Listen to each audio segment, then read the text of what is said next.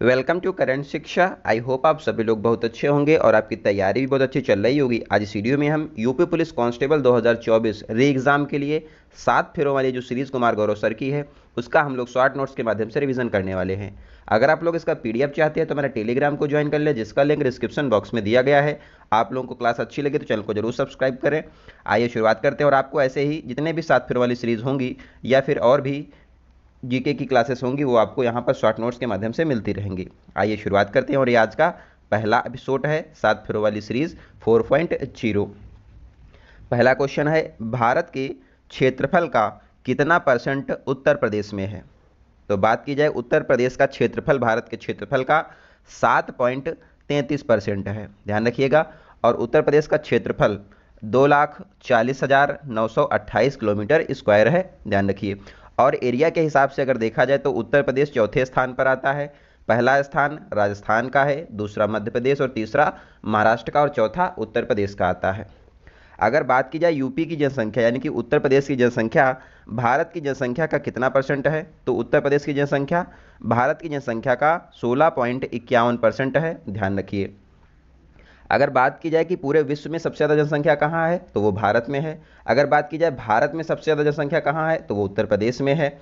और यहाँ पर पहला उत्तर प्रदेश पूरे भारत में पहला स्थान रखता है जनसंख्या के मामले में। उत्तर प्रदेश की जनसंख्या 19.98 करोड़ है, ध्यान रखिए। और सबसे कम जनसंख्या भारत में सिक्किम की है, ध्यान रखिएगा। नेक्स्ट है, विश्व के क्षेत्रफल का भारत कितना परसेंट है? तो भारत जो है पूरे विश्व का 2.4% है। और अगर बात की जाए कि विश्व की आबादी का भारत में कितनी आबादी है, तो भारत में जो है 17.76% जो आबादी पूरे विश्व की है, ध्यान रखिए। नेक्स्ट क्वेश्चन है, जीएसटी परिषद का अध्यक्ष कौन होता है? तो यहाँ पर जीएसटी परिषद का अध्यक्ष जो है वित्त मंत्री होता है। अब इस क्वेश्चन के अंदर जीएसटी से जितने भी महत्वपूर्ण पॉइंट है वो हम लोग यहाँ पर कवर करने वाले हैं। अगर आप लोग इसका पीडीएफ चाहते हैं तो टेलीग्राम @currentशिक्षा1 आप लोग टाइप करेंगे टेलीग्राम पर तो आपको मिल जाएगा। जीएसटी का फुल फॉर्म पिछली बार यूपी पुलिस में पूछा गया था, गुड्स एंड सर्विसेज टैक्स इसका फुल फॉर्म होता है। जीएसटी एक प्रकार का अप्रत्यक्ष कर होता है और इसको जो है गंतव्य कर भी कहा जाता है। जीएसटी का जो यहाँ पर उद्देश्य था लाने का, मेन उद्देश्य था वन नेशन और वन टैक्स, यानी कि एक देश में एक ही टैक्स रहेगा, तो इसीलिए इसको लाया गया था। जीएसटी की सिफारिश जो है विजय केलकर समिति के द्वारा की गई थी, ये भी क्वेश्चन यूपी पुलिस में पिछली बार पूछा गया है। और जीएसटी जो है वैट के स्थान पर आया हुआ है, ध्यान रखिए। वैट जो है 2005 में आया था, जिसका full form value added tax होता है। और वैट पहली बार अगर देखा जाए कि पूरे विश्व में फ्रांस में लागू हुआ था, ध्यान रखिए। जीएसटी जो है इसके लिए 122वां यहाँ पर कॉन्स्टिट्यूशनल अमेंडमेंट बिल आया था 2016 में, संविधान संशोधन बिल 2016 में आया था 122वां। और जब ये कानून बना तो 101वां संविधान संशोधन एक्ट बन गया, ध्यान रखिए। और जीएसटी लागू हुआ था, एग्जाम में पूछा गया था 1 जुलाई 2017 को, और उस समय भारत के वित्त मंत्री अरुण जेटली थे, ध्यान रखिए। वर्तमान में जो हैं वित्त मंत्री निर्मला सीतारमण हैं। और जीएसटी को लागू करने वाला जो पहला राज्य है वो है असम। और जम्मू कश्मीर में जीएसटी जो है 5 जुलाई 2017 को लागू हो गया था। नेक्स्ट है, यहाँ पर जीएसटी के अंदर 4 टाइप के यहाँ पर होते हैं। देखो, एक होता है सेंट्रल सीजीएसटी यानी कि central GST goods and services tax. एक होता है state GST, state goods and services tax, UT GST और आईजीएसटी। यहाँ पर 4 टाइप के यहाँ पर जीएसटी टैक्स लगते हैं। जीएसटी का जो आर्टिकल है वो हो जाएगा आर्टिकल 246A, जीएसटी इसमें दिया गया है और ये समवर्ती सूची का विषय है, ध्यान रखिए। दूसरा यहाँ पर है 279A, इसमें जो है जीएसटी काउंसिल के प्रावधान दिए गए हैं। और जीएसटी काउंसिल में कुल सदस्य 33 होते हैं। और यहाँ पर अगर कोई चीज़ पारित करनी है तो उसके लिए बहुमत 3/4 होना चाहिए, यानी कि 75% अगर लोग सहमत होंगे तो ही यहाँ पर कोई चीज़ पास हो पाएगी। जीएसटी में यहाँ पर दर की बात की जाए, जो दर का निर्धारण है वो करता है जीएसटी काउंसिल। यहाँ पर 0%, 5%, 12%, 18% और 28% दर हैं, ध्यान रखिए। अप्रैल 2024 में जो है जीएसटी का कलेक्शन 2 लाख करोड़ रुपए से भी ज़्यादा हो गया है। और सबसे ज़्यादा जीएसटी कलेक्शन महाराष्ट्र में, उसके बाद कर्नाटक, फिर तमिलनाडु और चौथे नंबर पर उत्तर प्रदेश में हुआ है। जुलाई 2024 में जो है बताया गया कि जो पैसा आता है, भारत सरकार के पास जो रुपया आता है उसमें इनकम टैक्स 19% देता है और जीएसटी 18% पैसा देता है, ध्यान रखिए। नेक्स्ट देखते हैं, अगला क्वेश्चन यहाँ पर है, उत्तर प्रदेश की सीमा किन राज्यों से लगती है? तो उत्तर प्रदेश की सीमा जो है 8 राज्यों और एक केंद्र शासित प्रदेश यानी कि दिल्ली से लगती है, ध्यान रखिए। और सबसे लंबी सीमा की बात की जाए उत्तर प्रदेश से तो वो है मध्य प्रदेश के साथ, और नेपाल से उत्तर प्रदेश के 7 जिले लगते हैं। अगर आप लोग यूपी स्पेशल पढ़ना चाहते हैं तो चैनल को आप लोग विजिट करिए, यहाँ पर एक प्लेलिस्ट बनी हुई है यूपी स्पेशल जीके, वहाँ पर आपको संपूर्ण यूपी जीके मिल जाएगा, शॉर्ट नोट्स के माध्यम से वो भी रिवीजन किया गया, तो वो आपके लिए बहुत ही फायदेमंद होगा। नेक्स्ट है नारी शक्ति वंदन अधिनियम, यहाँ पर 106 संविधान संशोधन है और इसको पेश किया था अर्जुन मेघवाल ने, और इसके लिए जो है 128वां कॉन्स्टिट्यूशनल अमेंडमेंट बिल यानी कि संविधान संशोधन बिल लाया गया था और ये कानून बना है 106वां संविधान संशोधन। तो यहाँ पर जो है ये इस पर प्रेसिडेंट ने अपने साइन कर दिए हैं 28 सितंबर 2023 को। इसके तहत नारी शक्ति वंदन अधिनियम के तहत 33% आरक्षण जो है महिलाओं को दिया जाएगा। लोकसभा, राज्यसभा, विधानसभा और विधान परिषद में 33% आरक्षण दिया जाएगा, और ये अभी लागू नहीं हुआ है, 2029 से जब परिसीमन हो जाएगा उसके बाद लागू हो जाएगा। 46वां संविधान संशोधन 2002 की बात की जाए तो इससे जो है आर्टिकल 21A जोड़ा गया और 11वीं फंडामेंटल ड्यूटी यानी कि मौलिक कर्तव्य यहाँ पर 11वां जोड़ा गया। मौलिक कर्तव्य जो है सरदार स्वर्ण सिंह समिति की सिफारिश पर जोड़े गए थे। मूल संविधान में एक भी मौलिक कर्तव्य नहीं था, बाद में सरदार स्वर्ण सिंह समिति की सिफारिश पर 10 जोड़े गए और 11वां जो है फंडामेंटल ड्यूटी जो यहाँ पर है वो शिक्षा का अधिकार जोड़ा गया है 2002 में 86वें संविधान संशोधन के द्वारा। और इसके लिए जो है राइट टू एजुकेशन यानी कि RTE एक्ट लाया गया। RTE एक्ट 2009 में आया था और 2010 में RTE एक्ट लागू हुआ, ध्यान रखिएगा। नेक्स्ट है प्रस्तावना। प्रस्तावना में जो है प्रस्तावना को के लिए जो है 42वां संविधान संशोधन 1976 हुआ और इसे 3 शब्द इसमें जोड़े गए थे, समाजवाद, पंथ निरपेक्षता और अखंडता यहाँ पर जोड़े गए थे। प्रस्तावना को पेश किया था जवाहरलाल नेहरू ने, कब? 13 दिसंबर 1946 को, और इसको जो है शामिल कर लिया गया था 22 जनवरी 1947 को जो है इसको शामिल कर लिया गया है प्रस्तावना को, ध्यान रखिए। 91वां संविधान संशोधन 2003 की बात की जाए तो इससे मंत्रिपरिषद का जो आकार है वो निश्चित किया गया और टोटल मेंबर का 15% ही मंत्री बन सकते हैं, ध्यान रखिए।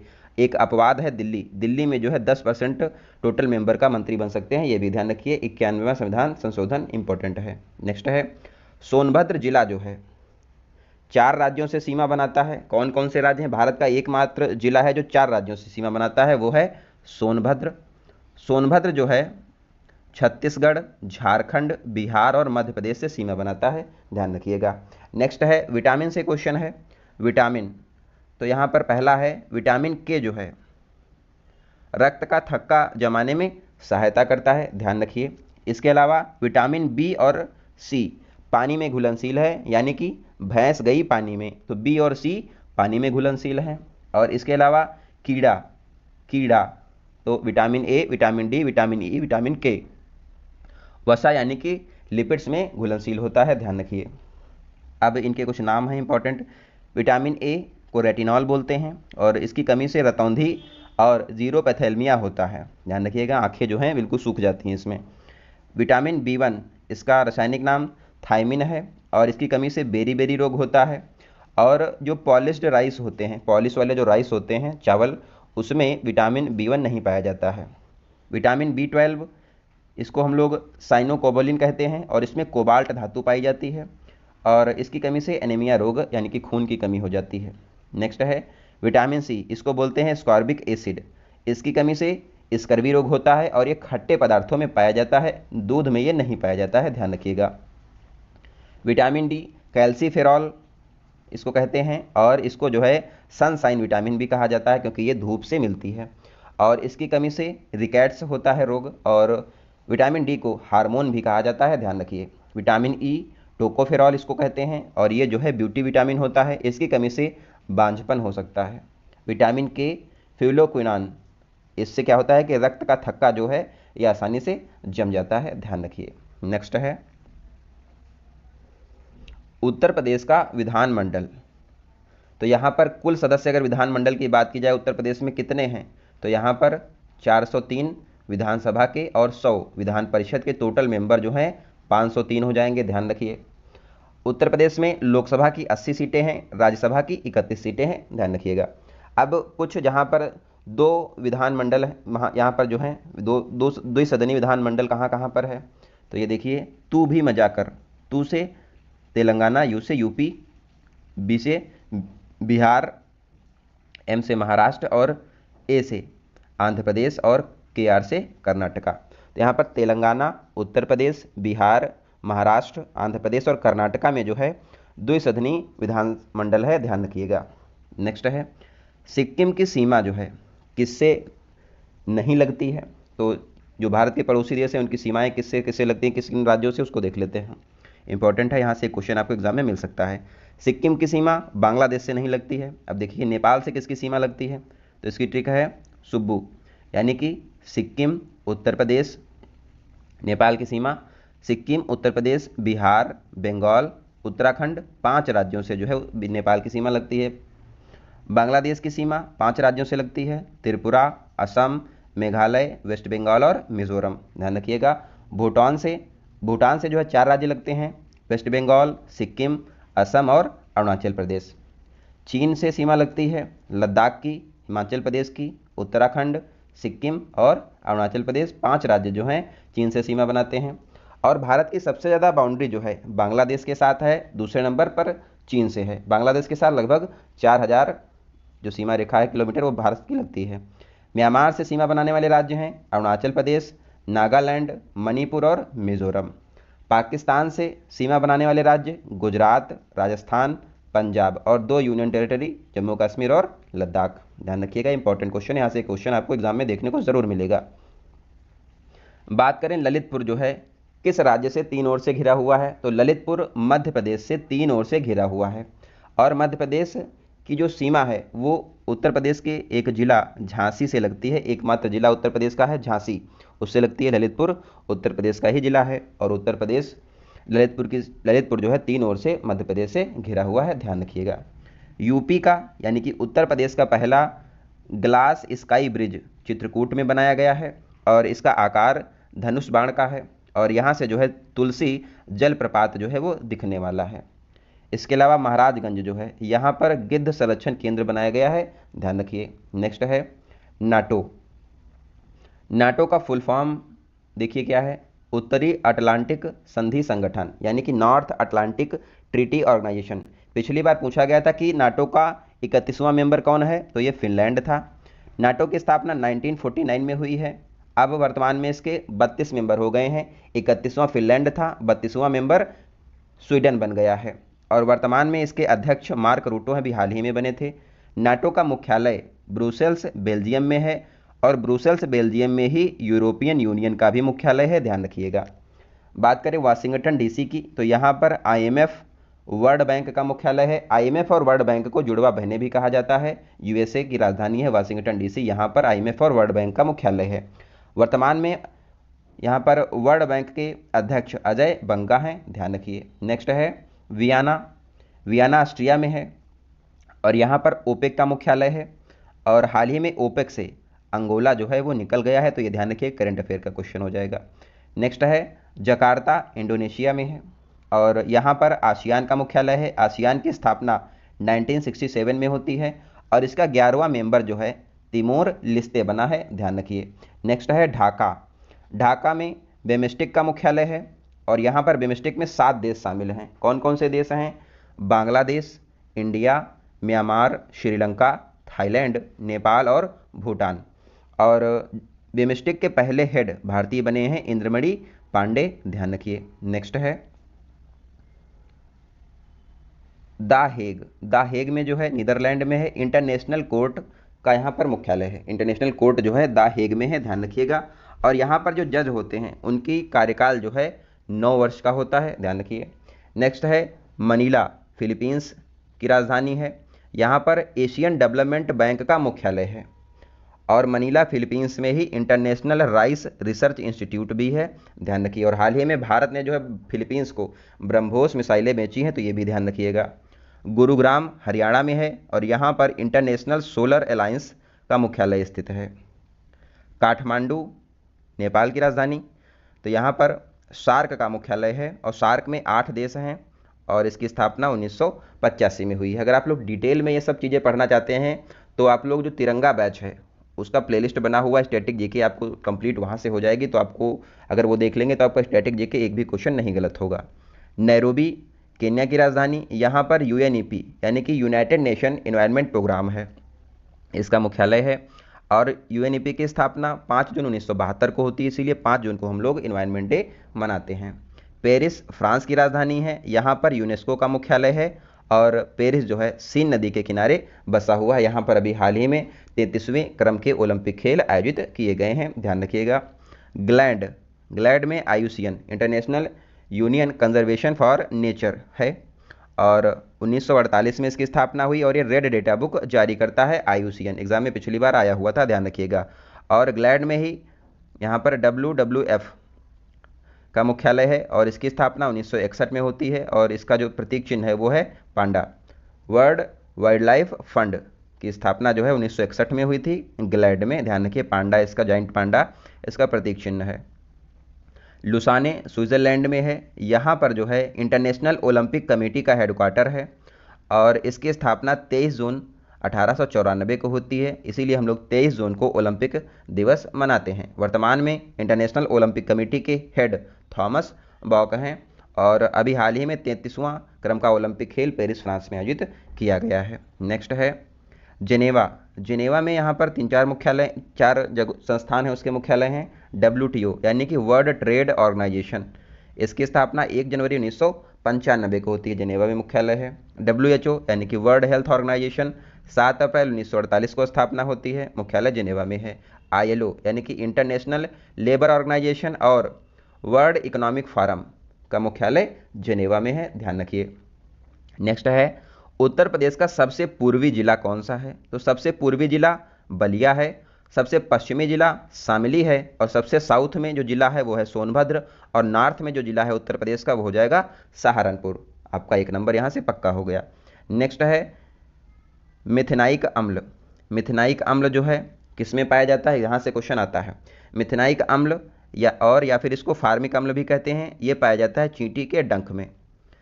सिरका में होता है एसिटिक अम्ल, इमली में होता है टाटरिक अम्ल, टमाटर में होता है ऑक्सैलिक अम्ल, नींबू में होता है सिट्रिक अम्ल और अम्लीय वर्षा में होता है H2SO4 और HNO3 यानी कि हाइड्रोजन सल्फाइड और यहाँ पर नाइट्रिक एसिड जो है ये होता है अम्लीय वर्षा में।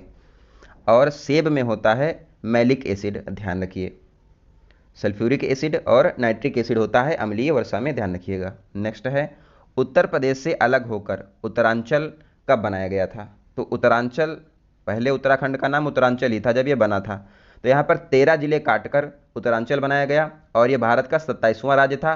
कब बना था, 9 नवंबर 2000 को बना था और 1 जनवरी 2007 को इसका नाम उत्तराखंड कर दिया गया, ध्यान रखिए। और जो है 2 जून 2014 को तेलंगाना राज्य का गठन किया गया। इसके बाद जो है 24 जनवरी 1950 को उत्तर प्रदेश का गठन किया गया था। 24 जनवरी को उत्तर प्रदेश दिवस मनाया जाता है, 2018 से मनाया जाता है, ध्यान रखिए, इंपॉर्टेंट है। नेक्स्ट देखते हैं। क्षेत्रफल के अनुसार उत्तर प्रदेश का सबसे बड़ा जिला लखीमपुर खीरी है। क्षेत्रफल के अनुसार उत्तर प्रदेश का सबसे छोटा जिला हापुड़ है। जनसंख्या के हिसाब से सबसे ज़्यादा जनसंख्या प्रयागराज की है। उत्तर प्रदेश में सबसे कम जनसंख्या महोबा की है।